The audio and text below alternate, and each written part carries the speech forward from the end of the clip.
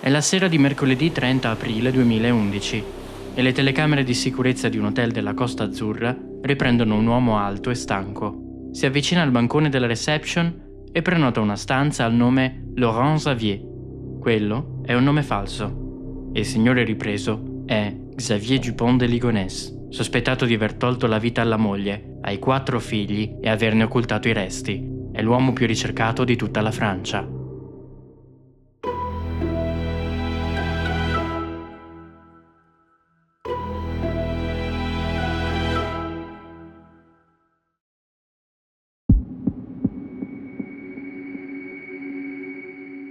Passeggiando per Nantes, nella Loira Atlantica, è facile perdersi e respirare per un istante l'atmosfera di un'epoca passata. Lasciando il centro e proseguendo verso nord, però, lungo il boulevard Robert Schuman, il paesaggio cambia e diventa lentamente meno indimenticabile. Il grande viale affiancato da alberi sottili è costellato di abitazioni modeste e piccole utilitarie, parcheggiate sui marciapiedi.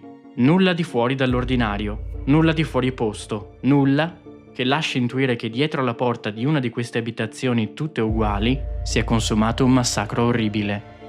La casa in questione, su Google Maps, appare sfocata. È l'abitazione di quella che un tempo è stata la famiglia Dupont de Ligonnès.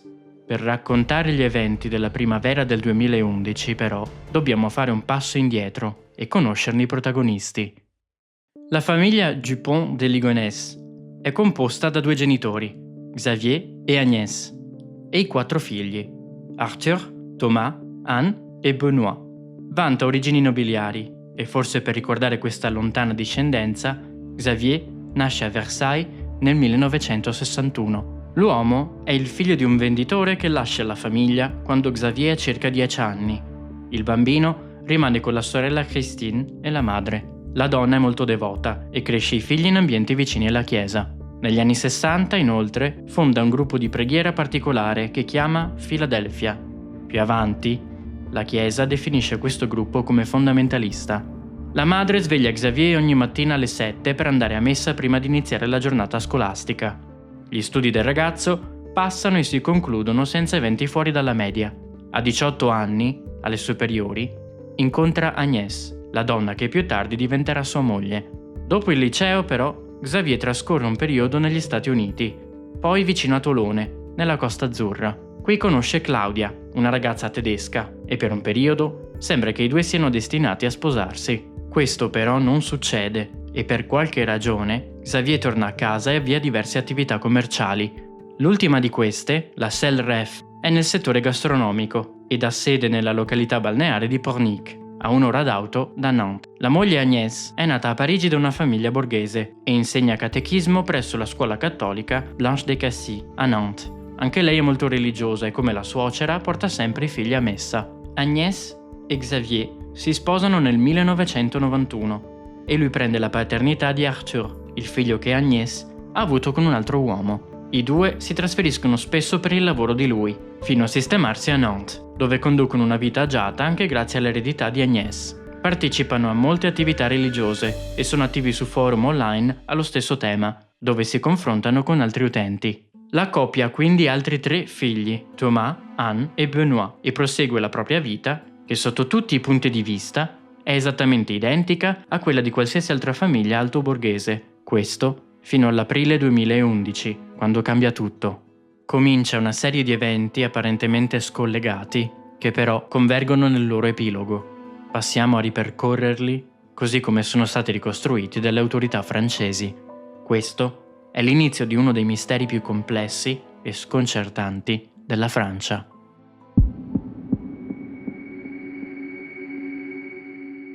Tutto comincia il 26 marzo del 2011. Xavier acquista dei proiettili per fucile e si iscrive al poligono di tiro a nord di Nantes. Ha conseguito il porto d'armi solo il mese precedente, dopo aver ereditato un fucile a canna lunga dal padre, deceduto nel mese di gennaio. Nello stesso mese, qualcuno nell'abitazione si dirige in un negozio di ferramenta a più di 3 ore di auto da Nantes e acquista un rotolo di sacchi grandi per immondizie e lastre per la pavimentazione ed esterni. Il 1 aprile Xavier acquista una pala, una zappa e del cemento, mentre il figlio Arthur, il maggiore, non si presenta al lavoro. Si tratta di una pizzeria, che è solita distribuire la paga ai dipendenti il primo del mese. Il proprietario non si spiega l'assenza del giovane dipendente. Il giorno dopo, il 2 aprile, il padre di famiglia acquista diversi sacchi di calceviva da 10 kg in diversi negozi nell'area di Nantes. Il 3 aprile, un vicino vede Xavier caricare grossi bagagli sulla propria auto, una Citroën C5. Vede anche Agnès, e quello è l'ultimo avvistamento confermato della donna. Più tardi, la famiglia Dupont de Ligonnès cena in un ristorante di Nantes. L'unico a mancare è Thomas. Alle 22:37, la segreteria telefonica di Christine, la sorella di Xavier, registra questo messaggio. Abbiamo passato la domenica sera al cinema, insieme, poi in un ristorante, e siamo appena tornati. Chiamo solo per chiedere se è troppo tardi per parlare con te al telefono. E ora vedo che hai lasciato la segreteria, ma sono rimasto sorpreso. Mi hai parlato di Bertrand, che si sta preparando per il suo volo, eh? Ma pensavo fosse appena arrivato, quindi sono rimasto un po' sorpreso. Comunque, ti mando il mio amore. Se non è troppo tardi, richiamami o mandami un messaggio e ti chiamo. Ok. Metto a letto i bambini. Saluta tutti. A presto. Forse. Il 4 aprile, Anne e Benoît non si recano a scuola. Il motivo sembra essere un'indisposizione. Ma quando più tardi i loro compagni provano a contattarli, i due non rispondono. Alle 21, Xavier viene visto vicino ad Angers, una città ad un'ora d'auto da Nantes, mentre cena con il figlio Thomas in un ristorante di lusso. I due mangiano in silenzio e verso la fine del pasto, come riportato dal personale del locale in seguito, il ragazzo si sente male. Il 5 aprile un ufficiale giudiziario si reca al numero 55 del Boulevard Robert Schuman per riscuotere un debito di 20.000 euro, ma in casa non trova nessuno. Più tardi, intorno alle 12:30 dello stesso giorno, dei testimoni sostengono di aver visto Agnès mentre parlava al telefono sul marciapiede. Quel giorno Thomas è ancora ad Angers e passa il pomeriggio a casa di un amico. I due suonano e guardano la televisione. Allo stesso tempo, Thomas scrive su Facebook all'ex fidanzata. Le dice che il giorno seguente, un mercoledì, non si sarebbe presentato all'università per andare a una lezione di musica, cosa che però non accade. Quella sera, Thomas viene contattato dal padre, che gli chiede di tornare urgentemente a Nantes, perché la madre ha avuto un incidente con la bicicletta. Il ragazzo saluta l'amico e sale su un treno alle 10 di sera. La fidanzata di Arthur Dupont de Ligonnès non sente il ragazzo da qualche giorno. Così, preoccupata, il 6 aprile va a casa sua e bussa alla porta. Dall'altra parte non sente alcun rumore, non sente neanche i due Labrador, che di solito abbaiano ogni volta che qualcuno si presenta all'uscio. Una vicina di casa sostiene di aver incontrato Agnès il 7 aprile, mentre portava a spasso il cane, e di aver scambiato 2 parole con lei. Una negoziante ricorda di aver visto la donna lo stesso giorno, o quello seguente, nella propria attività. Intanto, l'amico con cui Thomas aveva trascorso il pomeriggio 2 giorni prima inizia a ricevere da lui una breve serie di messaggi concisi. In questi, Thomas sostiene di aver forti problemi di salute e di aver intenzione di non presentarsi a lezioni ad Angers nei giorni seguenti. Dice anche di aver perso il caricabatterie del cellulare, che è ormai quasi scarico. L'8 aprile, Xavier accede al forum online La Cité Catholique e quella è l'ultima volta che lo fa dall'IP di casa sua. Il cognato dell'uomo, il marito di Christine, riceve da lui la seguente email. Va tutto bene, Bertrand. Sentirai presto notizie più dettagliate tramite Christine. Arrivederci. Ti auguro il meglio. Xavier. Altri 2 messaggi, partiti dallo stesso indirizzo IP, arrivano alla madre e alla sorella di Xavier. L'11 aprile, la scuola dove Agnès insegna catechismo riceve una sua lettera firmata di dimissioni. Prova a contattarla telefonicamente, ma non ci riesce. Anche l'istituto frequentato da Anne e Benoît riceve una lettera, questa volta scritta dal padre Xavier. L'uomo ritira la loro iscrizione dall'istituto per un trasferimento urgente in Australia per questioni lavorative. Anche i familiari di Xavier, tra cui la sorella Christine, ricevono una lettera. È dattiloscritta e ha un tono grave. A scriverla sembra essere stato Xavier. L'uomo rivela di aver lavorato in segreto per la DEA, la Polizia Federale statunitense. Dice di aver scoperto un traffico di stupefacenti occultato da centinaia di ristoranti in Francia e di essere ora costretto ad entrare in un programma di protezione testimoni. L'intera famiglia Dupont de Ligonnès si deve quindi trasferire negli Stati Uniti e non potrà essere contattata per anni. L'uomo però chiede di riferire ai conoscenti che lui, la moglie e i figli sono invece andati a vivere in Australia per questioni di lavoro. Quella sera, Xavier Dupont de Ligonnès trascorre la notte in un hotel vicino a Tolosa, nel sud della Francia, e paga con la carta di credito. È solo. Il 12 aprile, Xavier trascorre la notte in un altro albergo della zona, sotto il falso nome Laurent Xavier. I vicini della famiglia si preoccupano. Il 13 aprile notano che l'auto di Agnès è parcheggiata sul ciglio della strada da più di una settimana e che le finestre dell'abitazione sono chiuse da diversi giorni, senza spiegazione. Quella sera, Xavier è in un'altra stanza d'albergo, alla Seine-sur-Mer, località della Costa Azzurra, dove aveva vissuto negli anni '80. Contatta un'ex fidanzata, che però non lo incontra. Il 14 aprile l'uomo ritira 30 euro da un bancomat della zona. Più tardi si reca in un altro hotel, dove le telecamere di sicurezza lo ritraggono per l'ultima volta. Quelle sono le ultime immagini certe di Xavier Dupont de Ligonnès. Il giorno seguente, il 15 aprile, l'uomo abbandona la sua auto di fronte all'hotel e scompare nel nulla. Allertate da parenti e vicini, il 19 aprile le forze dell'ordine iniziano le indagini sulle sorti della famiglia. I 6 Dupont de Ligonnès sono dati per dispersi. Il 21 aprile, 2 giorni dopo, la famiglia è ufficialmente ricercata in tutta la Francia e gli investigatori si recano nella loro abitazione per effettuare i primi rilievi. La Citroën C5 di Xavier viene rinvenuta di fronte all'hotel dove era stata lasciata. Qualche ora più tardi, quello che rimane della famiglia viene ritrovato sepolto, occultato da una colata di cemento, nel giardino sul retro della loro abitazione. L'indagine cambia. Quello tra le mani degli agenti non è più un semplice caso di allontanamento.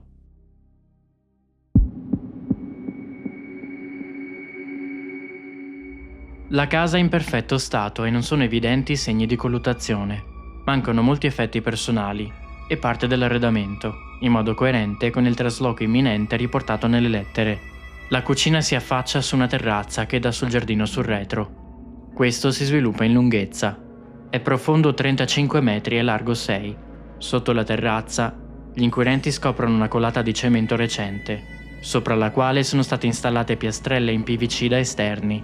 Qui sotto, occultate nel cemento, ci sono 2 buche di dimensioni diverse. La prima, la più grande, è lunga 3 metri e profonda 90 centimetri. La seconda ha dimensioni più ridotte. Al loro interno ci sono diversi sacchi di plastica nera per rifiuti che contengono resti umani e animali. Sono i corpi dei 5 membri della famiglia Dupont de Ligonnès e dei 2 Labrador, Jules e Léon. Sono stati sezionati, cosparsi di calce viva e avvolti in tessuti di vario tipo, lenzuola, tende e federe di cuscini. Sono stati poi disposti all'interno delle buche, che sono state riempite di cemento, e la loro posizione è stata dissimulata con una scala e attrezzi per il fai da te. Assieme ad ognuno dei corpi viene ritrovato un cimelio religioso, come collanine con crocifissi o piccoli rosari. Il colpevole, dopo avergli tolto la vita, ha eseguito un macabro rito funebre. Il giorno dopo il ritrovamento dei corpi viene condotto l'esame autoptico. Le vittime sono Agnès, di 48 anni, Thomas, di 18, Arthur, di 20, Anne, di 16 e Benoît, di 13. Il medico legale riporta che tutti i membri della famiglia, ad esclusione di Agnès, sono stati in un primo momento sedati. Una volta persa coscienza, l'assalitore gli ha tolto la vita con un'arma calibro 22, molto probabilmente un fucile a canna lunga. Riportano tutti ferite d'arma da fuoco alla tempia. Benoît è stato inoltre raggiunto da altri 2 colpi supplementari al cuore, mentre Thomas da uno solo. Quest'ultimo è stato trovato da solo nella tomba improvvisata di dimensioni più ridotte. I corpi sono stati sezionati dopo il decesso, per facilitarne l'occultamento. La calce viva con cui sono stati cosparsi sarebbe servita a rallentare il processo di decomposizione e quindi evitare che questi iniziassero a produrre fetore che ne avrebbe accelerato il ritrovamento. La giustizia dispone i funerali qualche giorno dopo, ma sconsiglia ai familiari rimasti la visione dei corpi. Questa decisione si rivelerà in seguito essere controversa. Se video come questi sono i contenuti che cercate quando aprite YouTube, vi invito a iscrivervi al canale e a lasciare un commento. Potete trovarmi anche su Spotify e Instagram, dove rispondo sempre a tutti i messaggi. Detto questo, possiamo proseguire.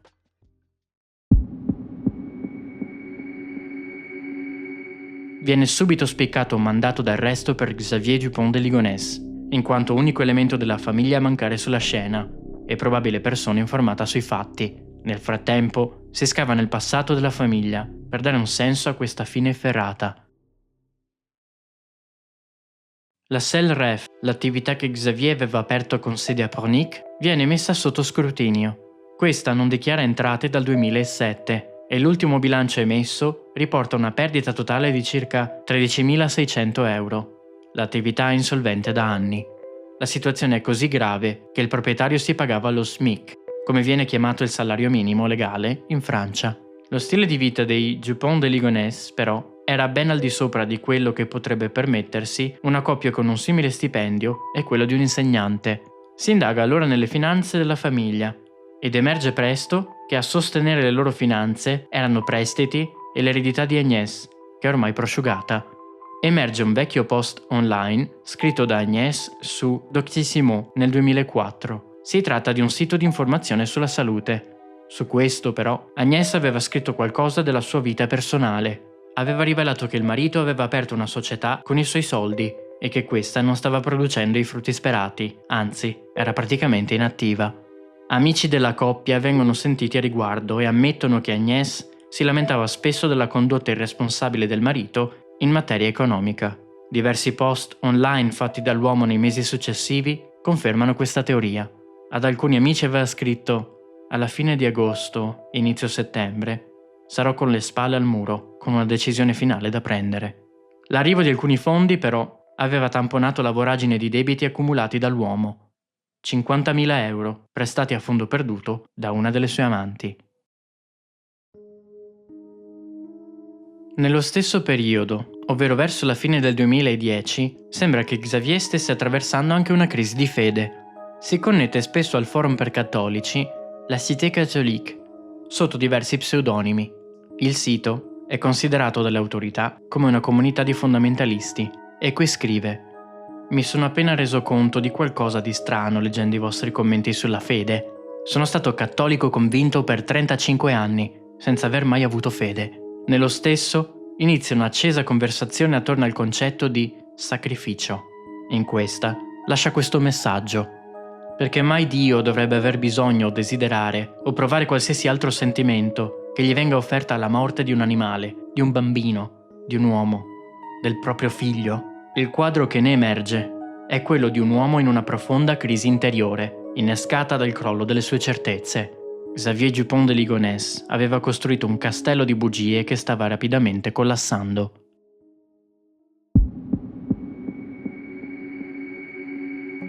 Partono diverse piste, che però convergono presto sull'unico individuo tuttora sospettato per il delitto: Xavier, il padre di famiglia svanito nel nulla. Queste sono le teorie sulle sorti che sono state formulate negli anni dalle persone che si sono interessate al caso. Ben presto il pubblico ministero assegnato alle indagini avvia le ricerche dei resti del ricercato. Secondo la giustizia, il crimine descriverebbe i primi 2 atti di un tipico gesto estremo compiuto da padri di famiglia che si sentono messi all'angolo. All'eliminazione della famiglia sarebbe quindi seguito il proprio e come scenografia di un simile gesto avrebbe scelto la Costa Azzurra. Questa convinzione ha portato a diverse operazioni per cercare i resti del ricercato. Queste hanno preso luogo intorno al 2013, nella regione in cui è stato visto l'ultima volta. La prima ha interessato una serie di miniere di piombo abbandonate, in cui in precedenza erano stati rinvenuti altri resti relativi a un altro caso. In seguito, a 20 km dall'ultimo hotel visitato da Dupont de Ligonnès, sono state invece trovate delle ossa umane. Successivi test forensi, tra cui quello del DNA, però, hanno escluso che si trattasse dei resti del fuggitivo. Questa linea di inchiesta rimane aperta. Durante le indagini è comparsa a Miami, in Florida, una società chiamata NetSurf Concept LLC, associata all'altra società avviata a Pornic dal sospettato. Un'analisi approfondita ha riportato che la società era inattiva ed era stata aperta per conto di Xavier da un professionista francese emigrato negli Stati Uniti. L'uomo in questione avrebbe offerto i propri servizi all'imprenditore di Nantes. Questi sono molto vari e, in sintesi, si possono riassumere con attività burocratiche per cittadini francesi intenzionati a spostare affari nel mercato statunitense. Uno degli effetti collaterali di avere un'attività in Florida è l'avere accesso a conti e carte di credito non immediatamente associati al proprio nome, ed è quindi stata valutata l'ipotesi investigativa che Xavier se ne sia servito per coprire la sua fuga. Questa teoria vede quindi Dupont de Ligonnès coprire le proprie tracce per poi fuggire all'estero sotto falso nome, con un aspetto e documenti diversi. A questa teoria è associato all'arresto a Glasgow di un sospettato nel 2019.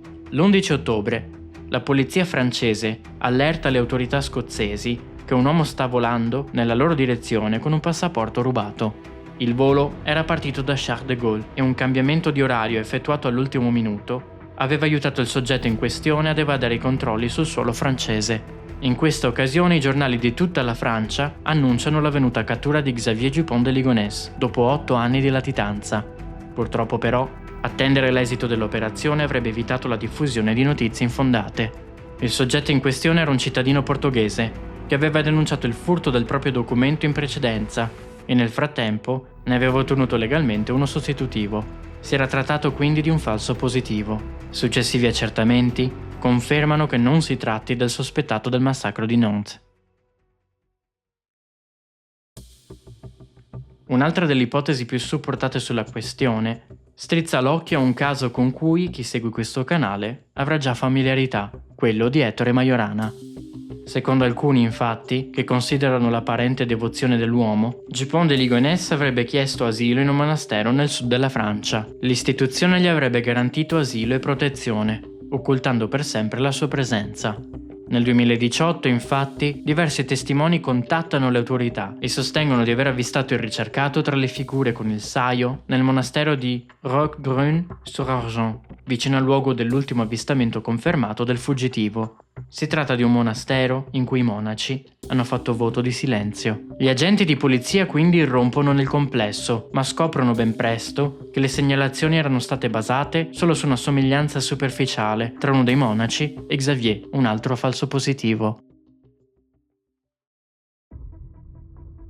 Arriviamo quindi all'unica teoria che guarda a Xavier Dupont de Ligonnès come a una vittima e non a un colpevole, quella portata avanti dalla sorella Christine. La donna e i familiari dell'uomo rifiutano la teoria che questi sia il colpevole del massacro e lottano dal 2011 per la presunta innocenza di Xavier. Christine e la madre, tramite il loro avvocato, hanno più volte sottolineato tutte le incongruenze e punti deboli dell'indagine a carico dell'unico sospettato. Hanno fatto notare che il referto autoptico sarebbe molto vago sulla data del decesso delle vittime. Inoltre, i corpi ritrovati avrebbero un DNA comune, ma non è verificato che lo condividessero con la famiglia che risiedeva in quella casa. In altre parole, potrebbero non essere i resti della famiglia Dupont de Ligonnès. Infine, i clienti del legale trovano impossibile per una persona sola scavare le buche che sono state trovate sulla scena. La sorella di Xavier è convinta che non ci siano prove che il fratello e la sua famiglia siano realmente deceduti e denuncia la mancata esplorazione di altre linee d'inchiesta.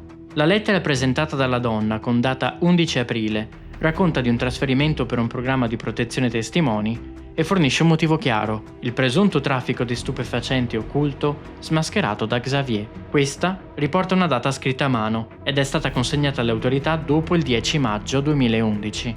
Infine, la donna mette in discussione l'autenticità delle altre corrispondenze arrivate alle scuole della cognata e dei nipoti, così come sottolinea l'impossibilità di identificare in modo univoco l'autore delle ultime attività online avvenute dall'IP della casa del fratello.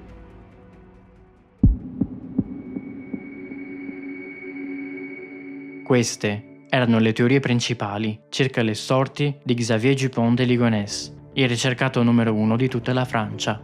Possiamo quindi passare alla terza fase di questo video inchiesta. Dopo aver esposto i fatti e le teorie, è arrivato infatti il momento di metterle sotto scrutinio e valutare quale di queste piste sia la più solida e quale potrebbe essere la risposta alla domanda principale su questa storia.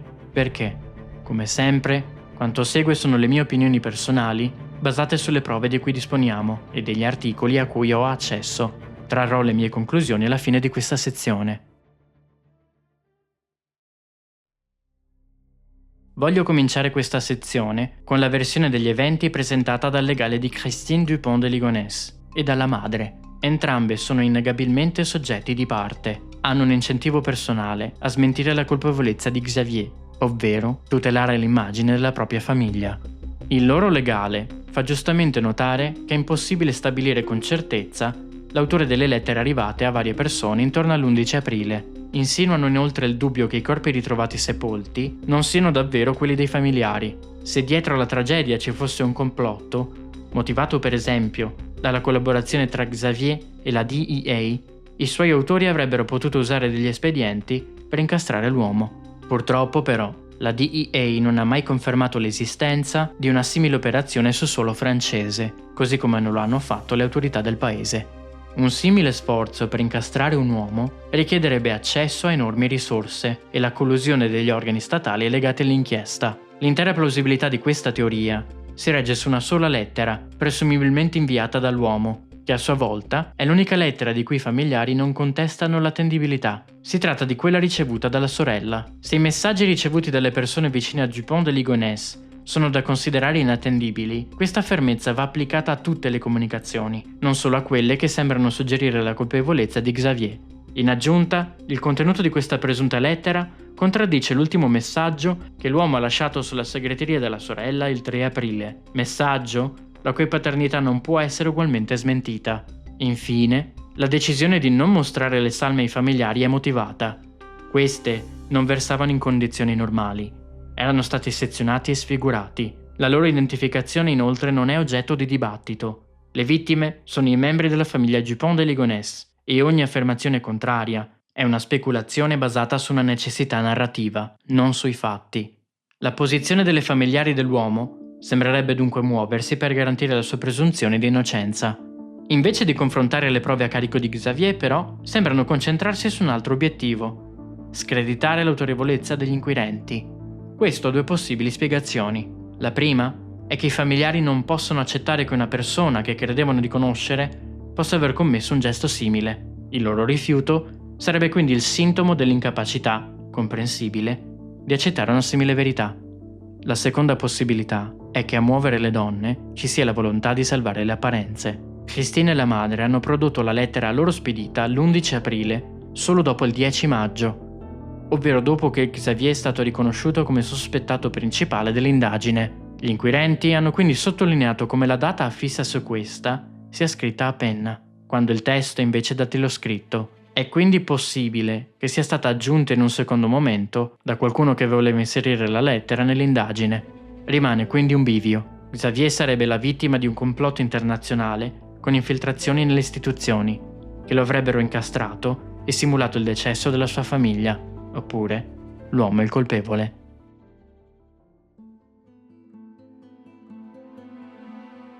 La teoria del monastero di clausura non ha prodotto risultati.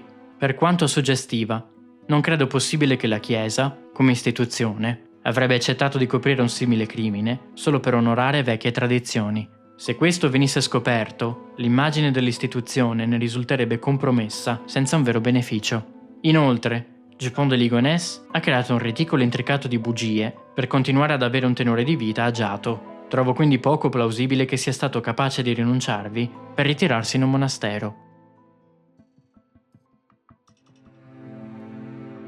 Le autorità francesi hanno dichiarato che nel caso l'unico sospettato per il crimine fosse dichiarato deceduto, le indagini verrebbero chiuse in automatico. La giustizia francese ha dunque un interesse a supportare questa teoria. Trovo però poco logico che Xavier Dupont de Ligonnès abbia escogitato un piano simile solo per poter avere qualche giorno per sé, guidare fino alla Costa Azzurra e togliersi la vita. Inoltre, parafrasando un ufficiale di polizia assegnato alla ricerca di Ettore Majorana, i corpi prima o poi si trovano, sono i vivi che scompaiono. Non ci sono prove che confermino che il ricercato non sia più in vita. Chi ha intenzione di farla finita, inoltre, non ha alcun interesse a occultare i propri passi e dissimulare il delitto dei familiari. Questo invece è il comportamento di qualcuno che vuole farla franca. Quindi, anche questa teoria, secondo me, è priva di fondamento. Quanto emerge dalle indagini sulla vicenda descrive un quadro molto chiaro. Xavier Dupont de Ligonnès è indubbiamente il colpevole. Diversi articoli di giornale fanno del loro meglio per dipingerlo come una persona normale, che ha compiuto un gesto atroce di punto in bianco, come se sotto sotto ne fossimo tutti capaci. Io però non sono d'accordo con questa visione. Mi rendo conto di quanto questa versione sia più accattivante, ma gli elementi di cui disponiamo raccontano una storia diversa. Xavier Dupont de Ligonnès ha eliminato 5 persone, senza che nessuno se ne accorgesse, ed è riuscito a far perdere le sue tracce. Uno sforzo lontano dal comportamento di una persona normale. Ha mascherato debiti, una vita matrimoniale falsa e ha portato avanti la facciata dell'uomo religioso. E anche questo è un comportamento molto diverso da quello di una persona normale. Voglio quindi fare un passo indietro, provare a ricostruire cosa è successo e perché, quanto segue, e come penso siano probabilmente andate le cose. Xavier Dupont de Ligonnès non è una persona media, ma un privilegiato. Ha un'infanzia difficile come tantissime altre persone, ma accesso a risorse fuori dal comune. Può permettersi di visitare gli Stati Uniti e vivere per anni nella Costa Azzurra. Può prendere casa nel centro di una delle città più grandi della Francia e può mantenere una famiglia numerosa senza percepire un vero stipendio. È però parte di uno schema rigido, una gerarchia occulta che influenza e forse condiziona le sue scelte di vita. Quando sta per sposare una donna tedesca, viene richiamato all'ovile da una forza superiore. Dimentica la vita da scapolo d'oro nella Costa Azzurra e sposa Agnès, il partito sicuro, con un patrimonio stabile. Nonostante questa situazione privilegiata, Xavier non ha le competenze per avere successo. Il suo stile di vita è supportato dall'eredità della moglie e non dai frutti del suo lavoro. E anche la sua situazione affettiva non è come sembra. Ha 4 figli e per tutti è il padre della famiglia felice. In realtà ha diverse amanti. Non è onesto nemmeno per quanto riguarda la religione. Frequenta la chiesa e attività a questa annesse, ma nel profondo nutre un forte scetticismo che inizia ad emergere quando l'immagine che ha di sé inizia a sgretolarsi. Anni di facciate e bugie iniziano a riscuotere il prezzo da pagare e l'uomo si sente messo all'angolo. E allora inizia a pianificare una via di fuga. Dal 2010 sa che prima o poi i suoi debiti verranno alla luce e con essi la verità sulla sua inadeguatezza.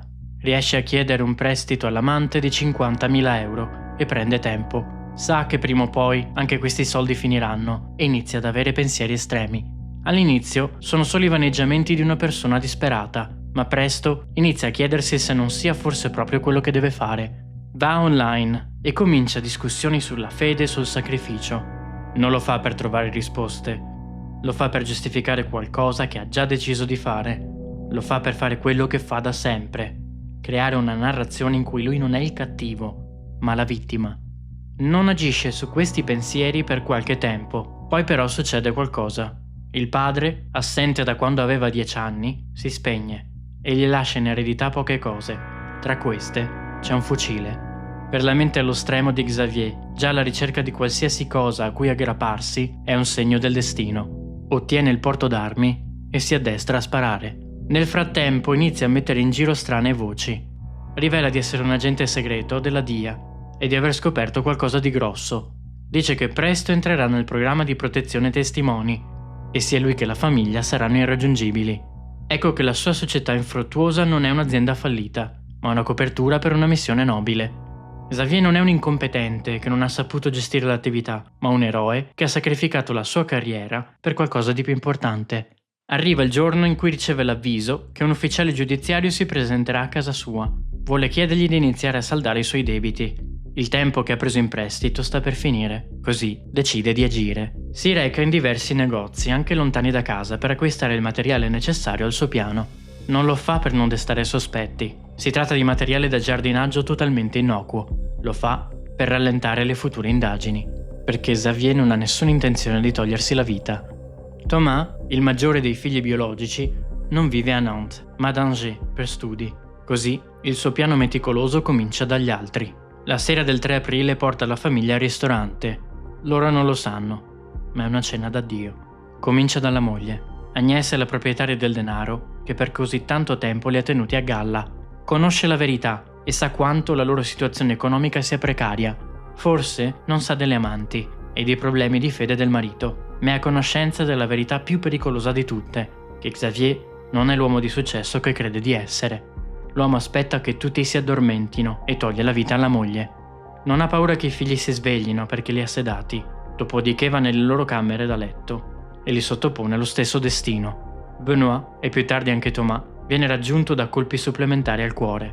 È un atto simbolico che probabilmente Xavier non ha premeditato. Vuole assicurarsi che i figli maschi non siano più in vita e cancellare la discendenza che non ritiene degna di sopravvivere. Non lo fa con Arthur perché non è suo figlio biologico. Xavier passa l'intera giornata del 4 aprile a sezionare i corpi e seppellirli in giardino. Riempie la prima buca e lascia aperta la seconda, quella che ha riservato per Thomas. Poi, quella sera lo raggiunge ad Angers e i due cenano insieme. Forse prova a sedarlo, ma il ragazzo si sente male. È vicino al suo appartamento, fuori del controllo del padre, e decide di rientrare nel suo alloggio per studenti. Xavier ci riprova il giorno seguente, la sera del 5 aprile. Attira il figlio a Nantes con una scusa, lo seda e gli toglie la vita. Seppellisce anche lui nella buca rimasta e lascia accanto al corpo un rosario, come ha fatto con gli altri membri della famiglia. Lo fa perché ai suoi occhi sta compiendo un sacrificio. Lo fa per giustificare un gesto egoista. Lo fa per creare l'ennesima narrazione in cui lui non è il carnefice, ma la vittima. Conserva il cellulare di Thomas e lo usa per provare a continuare l'illusione che il figlio sia ancora in vita per qualche giorno. Lo fa per guadagnare tempo, perché ancora una volta non ha intenzione di togliersi la vita. Nel frattempo ritira Anne e Benoît dalla scuola con una lettera e licenzia la moglie con lo stesso metodo. Quando la scuola in cui Agnès insegna prova a telefonarle, lei non risponde perché è già deceduta. I vicini e dei negozianti riportano di averla vista nei giorni successivi, ma lo raccontano a quasi un mese dagli eventi e confondono le date. Se l'avessero davvero vista nei giorni seguenti, non sarebbero stati allarmati dal fatto che la sua auto era rimasta in strada così a lungo. Intanto Xavier lascia la casa e inizia a guidare verso il sud della Francia. Lo sa che prima o poi qualcuno seguirà la scia di briciole e arriverà a lui. Per questo ha pianificato anche quella parte, quella della fuga nella Costa Azzurra. È una zona in cui ha vissuto e che conosce bene. Questo però non è un mistero. Le forze dell'ordine non ci metteranno molto a scoprire del suo legame passato con la zona e verranno a cercarlo, sicuri che si nasconda lì da qualche parte. Non solo Xavier lo sa, ma è quello che spera.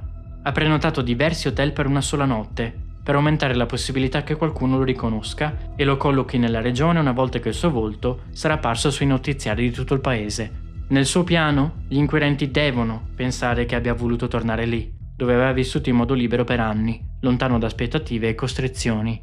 Xavier però non può basarsi solo sulla fortuna, è meticoloso e calcolatore. Sa che ogni bancomat è dotato di telecamere di sicurezza e sa che presto i suoi conti correnti, quelli noti, saranno tenuti sotto controllo. Preleva 30 euro un momento prima di scomparire. I costi delle camere d'hotel che ha affittato negli ultimi giorni si aggirano intorno alle centinaia di euro. In quel momento però mina la sua fuga per una cifra così irrisoria. Questo perché lui vuole che quel bancomat lo riprenda. Quella transazione non è una svista, un errore, ma parte integrale del piano.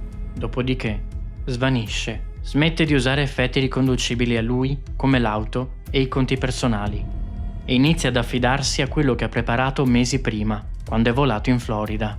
A Miami ha incontrato un connazionale immigrato che lo ha aiutato a creare una società fantasma e grazie a questa ha creato carte di credito e conti correnti che non portano il suo nome. Usa questi fondi nascosti per uscire dal paese. Forse passa per l'Italia, dove non è ancora ricercato, e vola in un paese anglofono, un posto in cui può muoversi e dove non deve temere i notiziari con la foto della sua faccia. Con molta probabilità gli Stati Uniti. Non rimane mai a lungo sullo stesso luogo, almeno nei primi anni. È da qualche parte in latitanza quando vede partire l'inchiesta su quello che ha fatto e osserva le forze dell'ordine girare in tondo. Li vede cercare il suo corpo, convinti che lui non sia più in vita. Il suo piano ha funzionato, ha fatto quello che voleva e l'ha fatta franca. La sua intelligenza sopra la media gli ha permesso di beffarsi della società. Il massacro di Nantes, però, non è il gesto disperato di un uomo sconfitto dalla vita. È l'opera di un narcisista che si è scontrato con la realtà e non può accettare che ci siano testimoni del suo fallimento. Xavier Dupont de Ligonnès ha eliminato la propria famiglia per poter continuare a dire a se stesso di essere una vittima e non il carnefice, per eliminare delle persone che avevano iniziato ad essere un peso e per poter vivere senza pagare le conseguenze delle sue azioni, come ha sempre fatto. La gabbia che aveva visto stringersi attorno a sé, però, non era stata creata da un sistema corrotto e piegato al suo annientamento, ma da lui stesso. Nessuno gli ha imposto di prendere la lunga serie di decisioni sbagliate che lo hanno portato a contrarre debiti insanabili. Nessuno l'ha obbligato a personificare l'uomo perfetto e nessuno lo ha costretto a continuare un matrimonio infelice. Quest'uomo ha semplicemente deciso che l'immagine che aveva di sé era più importante della vita di 5 persone e ha fatto il possibile per tutelare questa illusione, mostrando al resto del mondo chi è veramente. Al momento della stesura di questo copione, quest'uomo rimane a piede libero. Chiunque potrebbe incrociarlo in un momento qualsiasi e non sapere di avere davanti uno degli uomini più ricercati del mondo. La sera in cui ha cenato con il figlio Thomas, vicino ad Angers, mentre era sommerso di debiti e aveva passato la giornata a sezionare i corpi degli altri figli, Xavier Dupont de Ligonnès ha ordinato un menù degustazione a 35 euro e una bottiglia di vino pregiato. Questa era la storia della famiglia Dupont de Ligonnès e del suo epilogo. Leggere una vicenda simile e ricostruirne la dinamica è stata una sfida, ma spero di aver fatto onore ai fatti. Ringrazio tutti quelli che continuano ad iscriversi al canale e lo supportano come possono. Video lunghi e profondi come questi sono possibili solo grazie a voi. Detto questo, io vi lascio un saluto e al prossimo mistero.